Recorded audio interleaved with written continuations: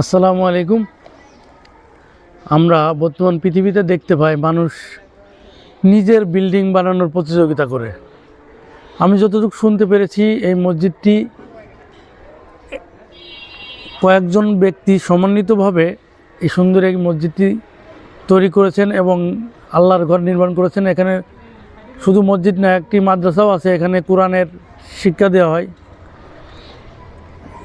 একটা পৃথিবীর ইতিহাসে মানে এত সুন্দর একটা উদ্যোগ বা এই ভালো কাজের প্রতিযোগিতা যাতে চলমান থাকে সেটার একটা নিদর্শন হিসেবে আমাদের এই ঝিনাইদহের এই মসজিদটি ইনশাল্লাহ পরিগণিত হবে। এই মসজিদটি শুধু নামাজের বা মাদ্রাসার স্থান হিসেবে পরিচিত না, এটি সুন্দর একটি বিনোদন কেন্দ্র হিসেবেও আছে।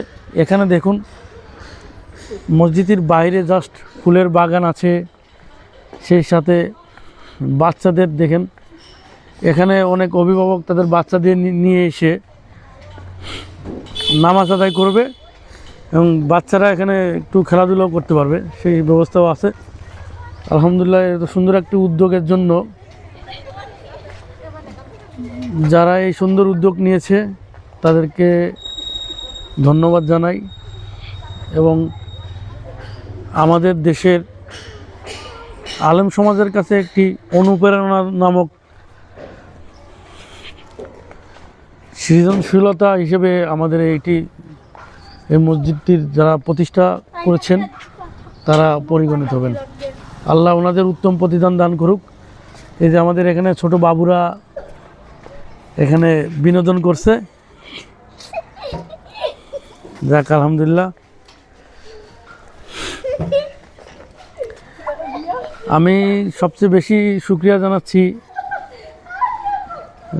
এই মসজিদটি দেখতে আসার যে আমাকে সার্বিকভাবে সহযোগিতা করেছে আমার চাচা এই যে শেরুল্লাহ চাচা, তাকে তার ভ্যালুয়েবল টাইমকে আমার পিছনে ব্যয় করেছে, এই জন্য আমি তার প্রতি কৃতজ্ঞতা জানাচ্ছি।